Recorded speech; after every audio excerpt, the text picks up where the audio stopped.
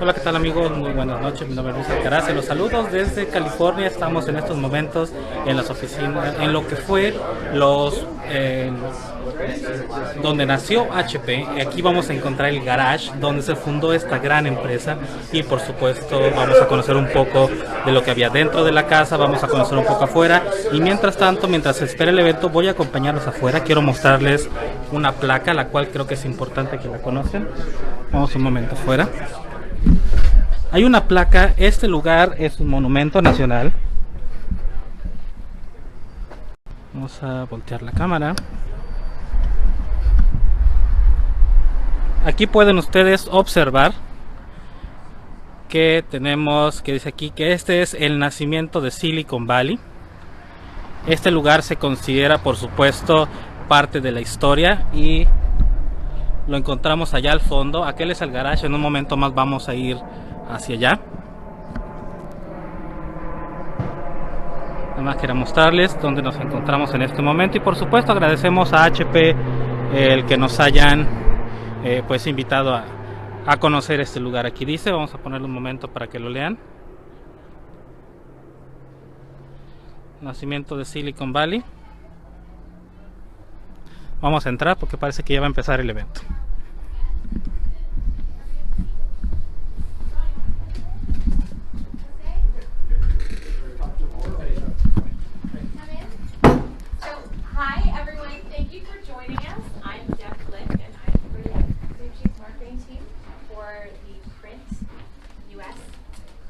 We are delighted to have you here. Thank you so much for traveling and being with us. The birthplace of Silicon Valley, here in the home of Bill and Dave. And I would love to introduce you to Mark. He is going to be our tour guide. Tonight we are going to have Mark give us a tour of this beautiful home. And we will also have dinner that's going to be tray passed. And then we'll have the bus departing at 8. And if you need to leave sooner, please let myself or Terry know, and we will make sure to take care of you. So with that, I'm going to hand it over to Mark. Thank you. Hi, welcome to 367 Addison Avenue. For me, this is a really special place, so I will try to transmit a little bit what I felt the first time I came here. That, by the way, you are on the first meeting room from HP. This is 375 on Madison Avenue, but also it's called the birthplace of Silicon Valley. You might know that, but if not, I will reinforce it. HP is the first company that was established in Silicon Valley. And this tour will last approximately 30 minutes. Feel free to ask me and to interrupt me anytime. I will try to answer your questions. And yeah, so I will start. If that's okay for you. So behind you, you will have is the first product from HP that was created on 1939. Is the audio oscillator, the Model A. I will talk a little bit more on the garage, where we have the two models basically. And why we have two models of the same product? It was mainly because this product was released in 1939. But then Walt Disney, after seeing that product, he was so impressed that he requested a specific product, a little bit modified for Walt Disney movies. So a few months later, we released the Model B, and we have both of them, if nobody take it, on the HP garage. It's curious because so far you can find some of those models in eBay, and they are extremely expensive. I just checked before, before coming here, and I was not expecting to find them, but you can find them. So, follow me please from here. Any questions so far? If you don't mind. Yeah, go ahead. Who lived here actually? Was it Packard or Hewlett?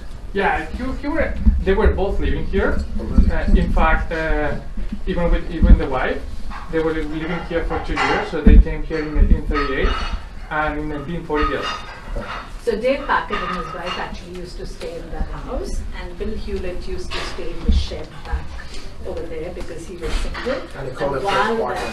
Correct. Yeah. And so they actually started the company while they were here in the 2 years.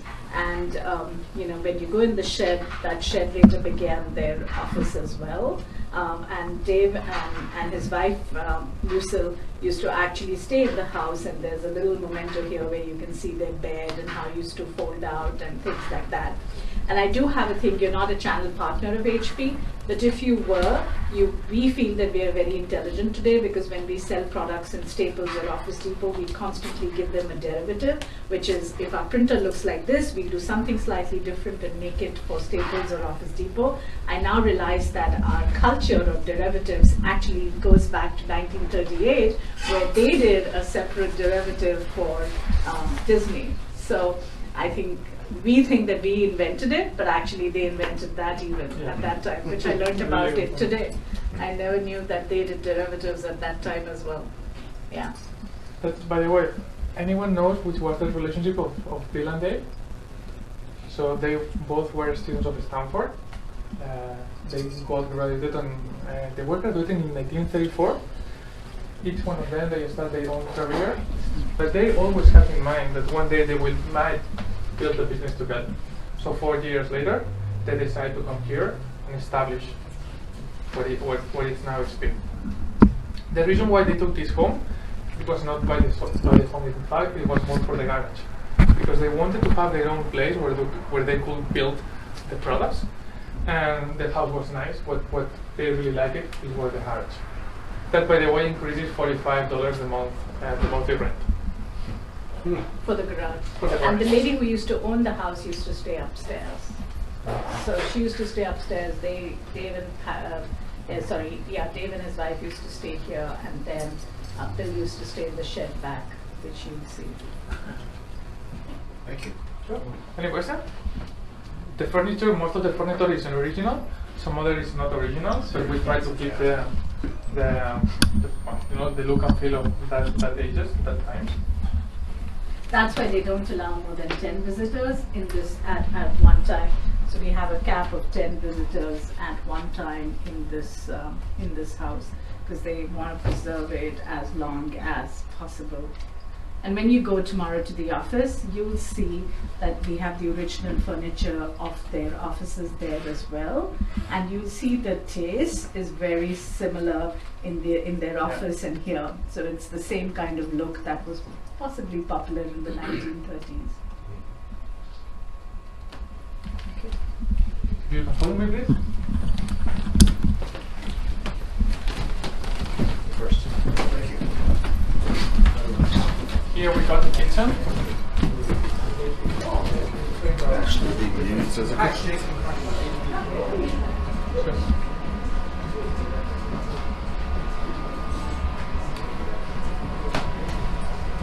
You will see that there is a combination of high quality modern furniture, but we also keep some of the original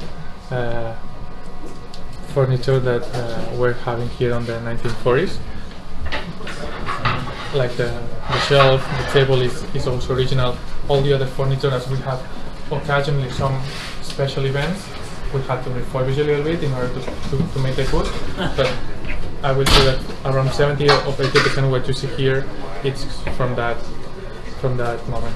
Nobody took it. Here is, I would say that one really curious thing, and it's something that I really like it, is here is where it was decided how the HP products will be promoted and will be sold during the first years of HP. Here is where Bill, Dave, and the first HP sales representative, Norm, they meet here on the kitchen, and they decided how they will be selling those products. And what impressed me so much, and it's something that you will see also tomorrow when I had the chance to explain to you about the exit that you will see there, is that the agreement just consisted in a handshake. So a handshake that Bill, Dave, and Norm make decided how the products of HP will be sold, and they will be sold over 4 years. So it is just a way of showing that the trust was the most important thing for Bill and Dave when they were building that company. Everything, just one handshake decided how the HP sales product, how the HP will sell their products. here, please.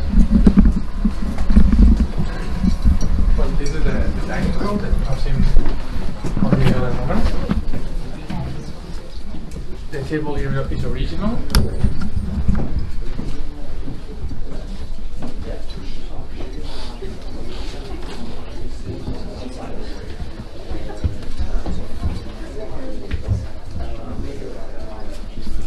So they used to have here the meetings too. So this is, I will say that this is the second meeting room. The first one was the living room. This is the dining room. And as I just commented before, they stayed here for 2 years. So they came in the 1938. And when the company started having a little bit more employees, they were not able to cope with all this. So they just moved to Page Mill Road, the offices that tomorrow you will see. And we also preserved there the original furniture, so it's really impressive to see how they were living and they were working there. All the furniture is also original, and as my colleague just mentioned before, they look pretty similar to what you are saying right now. So some more fun facts for you. This used to be the dining room, but it was also where the company office and meeting room was.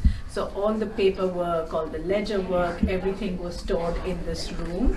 And Dave Packard's wife, Lucille, actually became the first bookkeeper of the company. So they couldn't afford to really employ anybody. So they were the inventors, and they used to have 2 workers. Flora was Dave Packard's girlfriend, and Lucille was Dave Packard's wife. So the Flora and Lucille were the 2 employees of the company, so to say. Lucille was the bookkeeper, and Flora was the secretary and note taker and basically maintaining all the administrative stuff. Later on, Flora married Bill Hewlett, and they now subsequently both of them have children. If any one of you are from the Bay Area, Dave Packard and Bill Hewlett have a deep impact on our community. So anything that you see in Palo Alto is sponsored or maintained by either the Bill Packard Foundation, Foundation, or by the Packard Foundation. So even the Stanford office, which has Stanford Hospital, it has something called the Lucille Packard Children's Hospital, which along with the one at Johns Hopkins is one of the biggest children's hospital, I believe, in the world, and that's maintained by the Packard Foundation in this thing. So there's just down the road, there's a big history museum, there's a big thing for kids, there's a zoo. All of that is actually part of what is the Bill Hewlett and David Packard Foundation. So they do a lot for the community, their foundations in Palo Alto, even today. So living here, I mean, you feel very indebted, because even today, while they're not active in the company, their children have kept the foundation alive, which does a lot for Silicon Valley, the community, our kids, everything. So this is where they used to keep all the paperwork. This also had all their crockery, their dinnerware, etc. Over there, you see that bed. That actually is the modern slip-on beds that you see at IKEA that opens up to actually become a bed. That's where they used to sleep. So there was a little dining table, which was the dining table. Then they made this big dining table. This was their office, and that was their bed. So their family used to move this and take this out, and this is where all the paperwork used to be stored. It was a very basic setup. They had $539 when they started this company. When they left to other homes, this was taken as a private house from people to live with, and not many years ago is when it was acquired by HP. So it in fact, here after Bill and Dave left, people was living here, but then we decided to take ownership of the house so we can do these special events. After the split, both HP and HPI, even though we've become 2 different companies, this particular house is jointly owned by both the companies. And we maintained this as a heritage kind of thing in Palo Alto. So thanks to all of you, I actually got to get a dream come true, because I've been wanting to come to this place for the longest time, but we never get a chance. This is really opened only on very special occasion, investor dinners, customer dinners. So Michael Howard, our security expert, has come here earlier because they brought some customers here. They really open it when a customer requests or somebody really wants to do it. Otherwise, this house is preserved. What's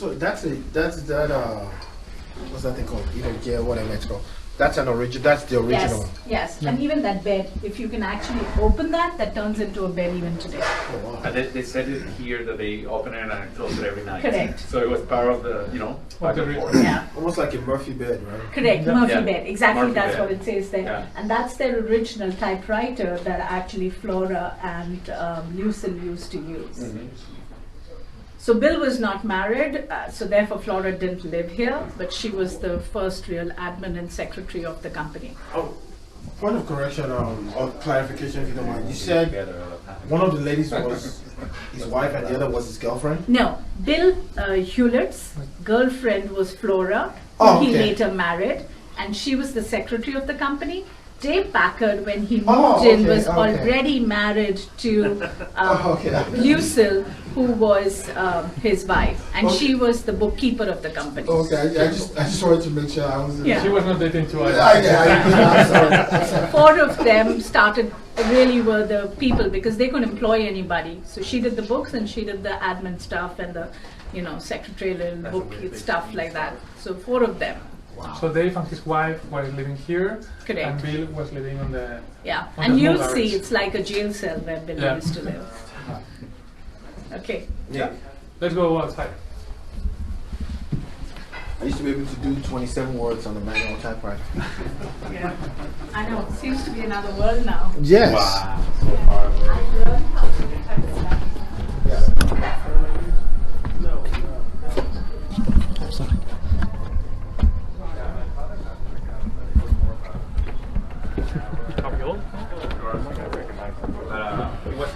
So, for sure, this you might have seen it in the garage, and this was the temporary house of Bill. Oh wow, that's a tiny house. Yeah, it's a tiny house, but in fact, many people are living in a house like this now in Palo Alto. Consider the prices that we have.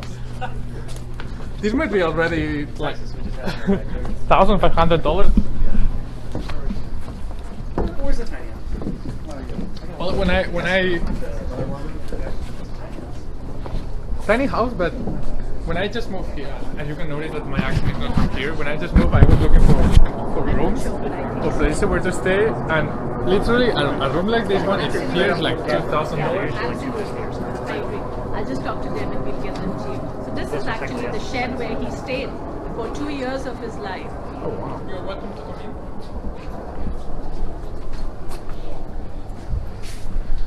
So here, this is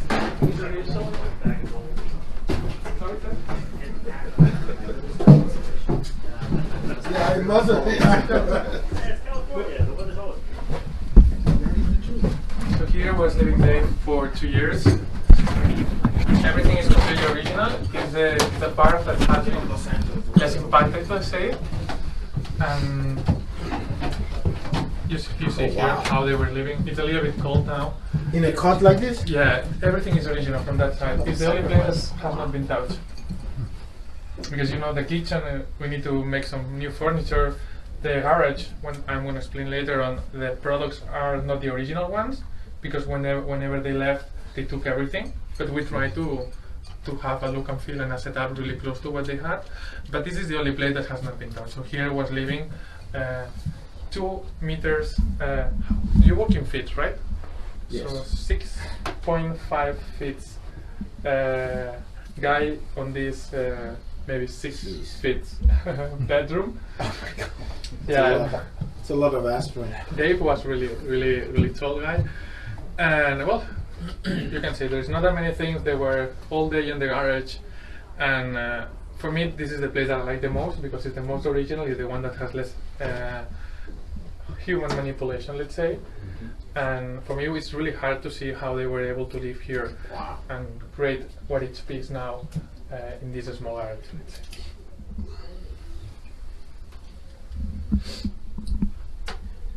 Any questions? No? That's impressive. Let's go to the garage then. It's a small car.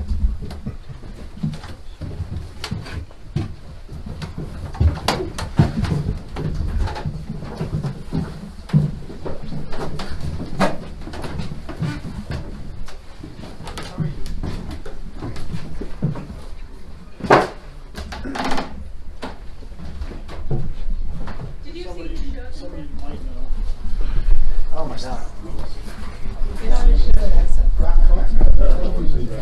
Yes, that's what I said. Yeah. It's very basic. You think? I cannot invent sleeping in that car. Not that I've invented sleeping in my bed. Maybe that's for the high front couch. So yeah, come over here. So well, this is the garage.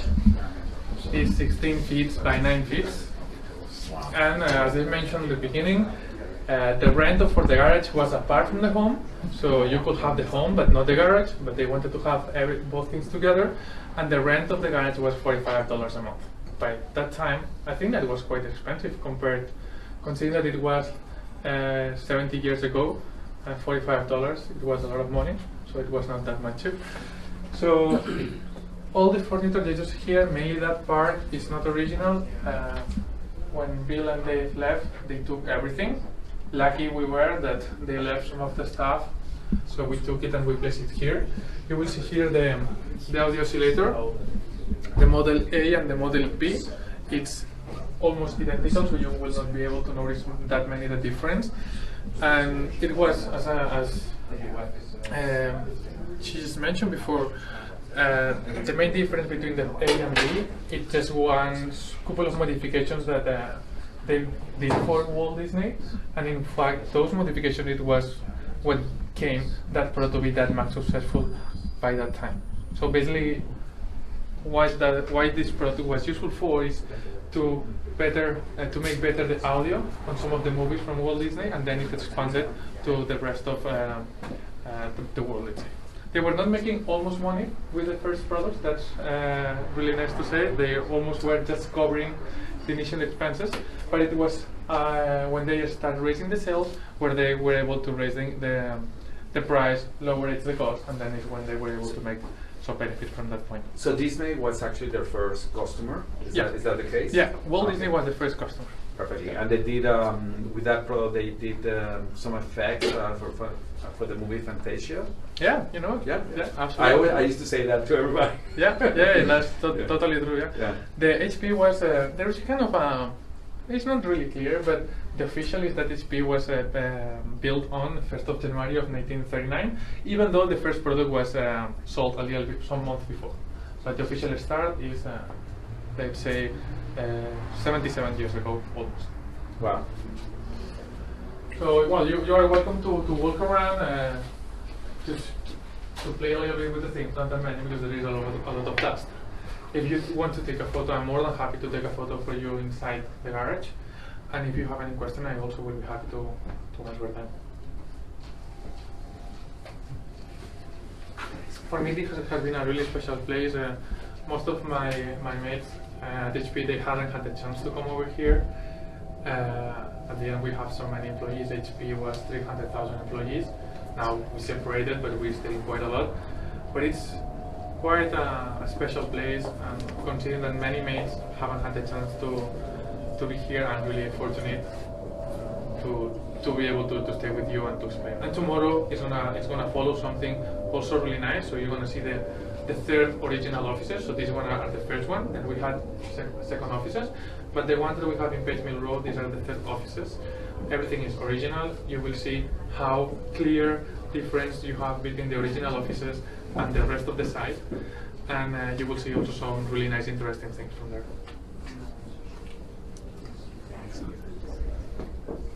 So would this be some of the original equipment they have? Yeah. In fact, this is not something that has been bought from external. These are original products. The only thing that is not original is the setup they were having, because when they left, they took everything, even the drill. They took it. Yeah, but look, lucky us that we had a photo from how the place was looking, so we tried to buy some of stuff and simulate it. Excellent. And if you see HP Labs, their museum tomorrow, you'll see has some other original equipment Yeah. that you can see. But this was really this is the reason why they hired this house, because of the shed, which they fell in love with.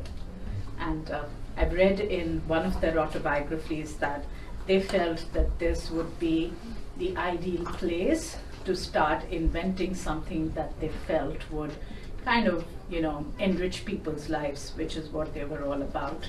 They just felt the atmosphere was very positive, and they loved their landlady who used to own this house. But I have another fun fact for you. So, there is the HP Way, if you've ever come across the book, the HP Way, and it's all the beliefs of what Hewlett and Packard were about. And one of the things that they were really about, and it's a core value of the company even today, is about relationships and driving that value in relationships. So in 1939, when they were roaming around, they actually met a guy called Norman Neely in South Carolina. And he was a really, quick town, silver town, really smart, ingenuous sales guy.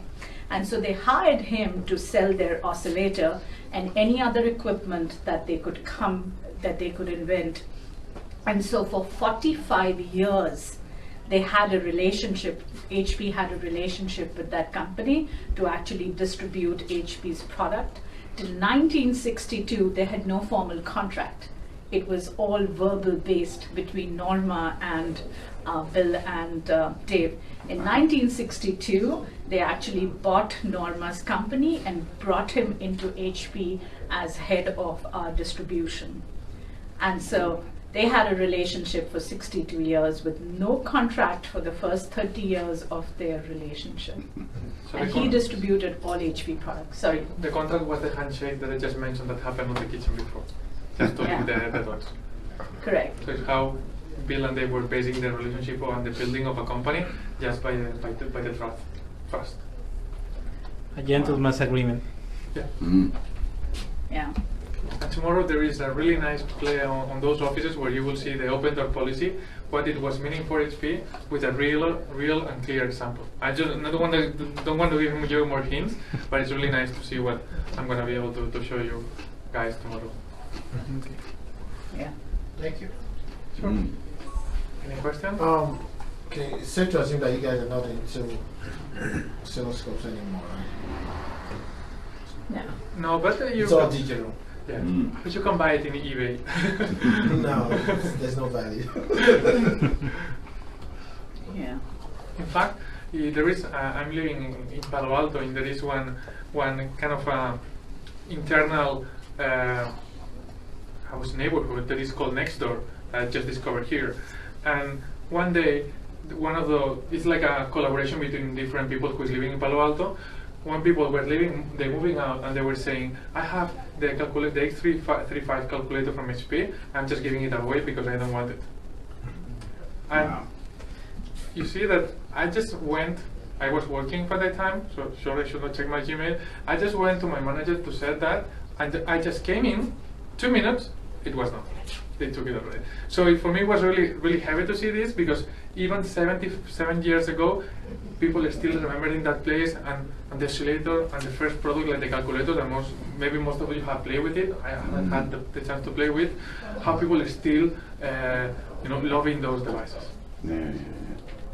We do still make calculators, by the way. I remember the watches that had the LED, the bright LED on it. Yeah. Yeah. We have it there tomorrow on the offices too. Oh really? Yeah. Pretty cool. Any question? Excellent. Thank you for explaining this piece Sure. of history. Thank you. So It's incredible to see firsthand. yeah. Yeah. You hear stories, but it's quite like being in the very room where things happened. And so they were really the founders of Silicon Valley. And Absolutely. And who followed them then in terms of their initiatives? Was it just an area for creativity? Did other companies start coming I'm in? not or- brave enough to tell you which was the second company. Sorry for the question, maybe you know it. Yeah, so they started this and started the first silicon company, Silicon Valley, so to say, startup. Then a whole lot of chip companies came up here. So a lot of the old time chip guys. So if you go further down in Palo Alto, there's a very historic building, which is where the Intel founders actually developed the first semiconductor chip. So they were another guy, but the bigger exponent of the valley later became Steve Jobs, right? He started from a garage in Palo Alto too. So the place where Steve Jobs' garage is a bit more downtown, and he started it in his parents' home. So that was not a rented thing, like in the sense the garage was his parents' garage. But he was one of the biggest exponents in, just for people, actually, he used to work at HP. That was his first job. And then he went and got this garage, and that's where he developed the first Apple. But a whole lot of chip manufacturers really started following Bill and Dave, which is why it became Silicon Valley, because of the chip. And the Intel guys their stuff is actually, it's a very historic building, and very sadly, Palo Alto actually took down a large part of the building. The only thing they've maintained is this one little room where both the founders of Intel actually created that first chip. A good primer would be checking back on Fairchild Semiconductor. Most of the guys that opened up a lot of companies out here actually worked at Fairchild. Correct. Fairchild as well. Yeah. Correct. Yes.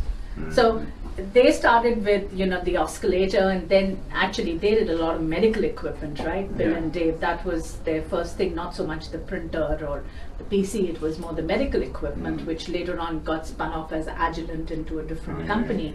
But the other guys who were there were really big in chip.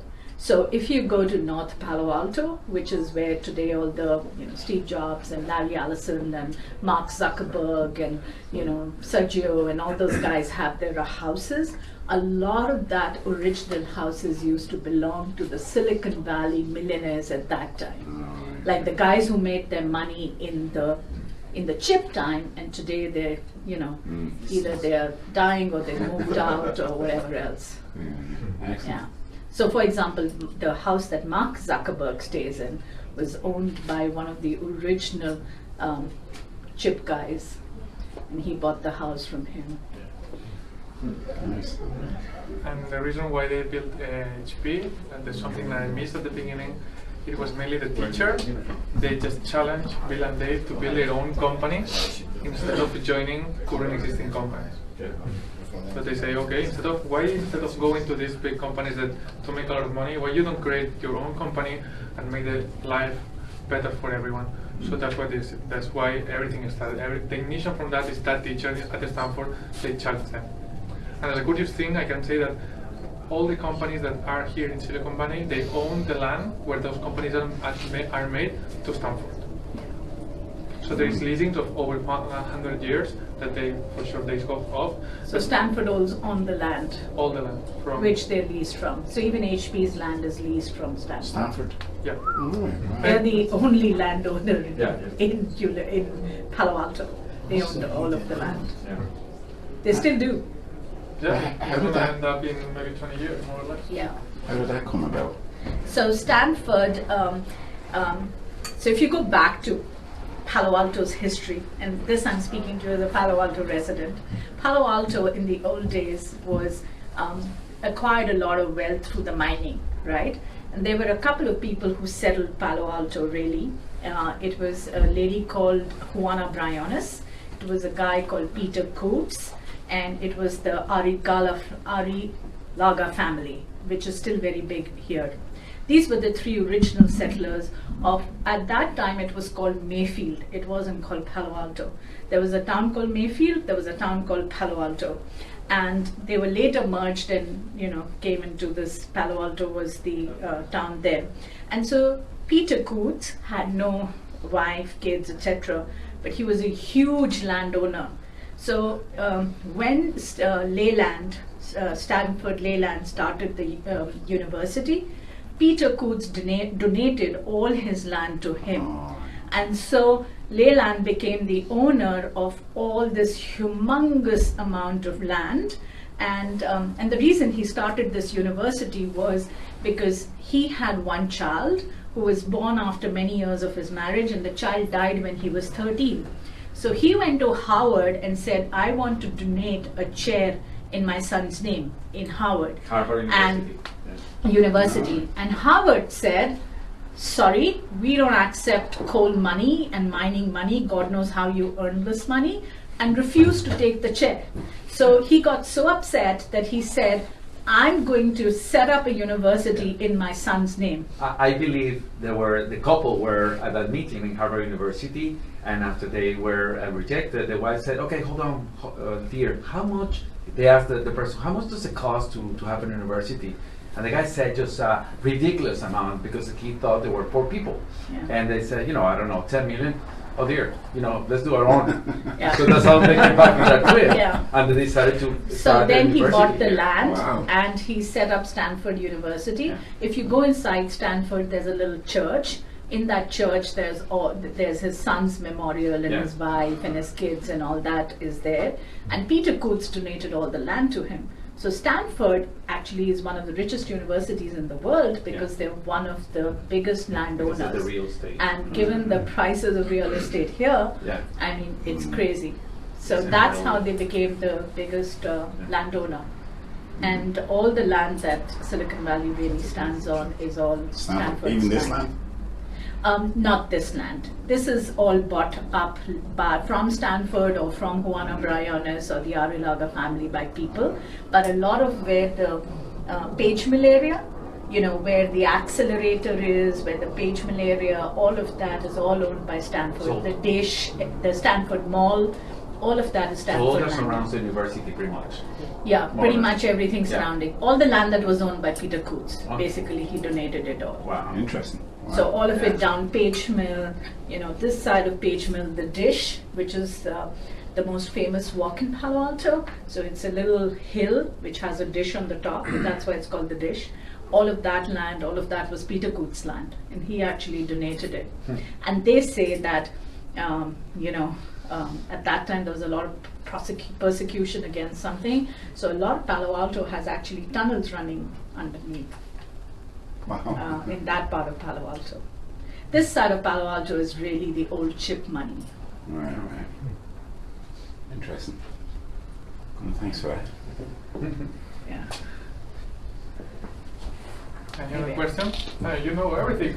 Because I lived You here. have everything. And I was very curious when I moved here, especially. I was telling you it was a dream to come true to come here, but it's such a fascinating place to stay here because everywhere you go, there's some history or the other connected with our business.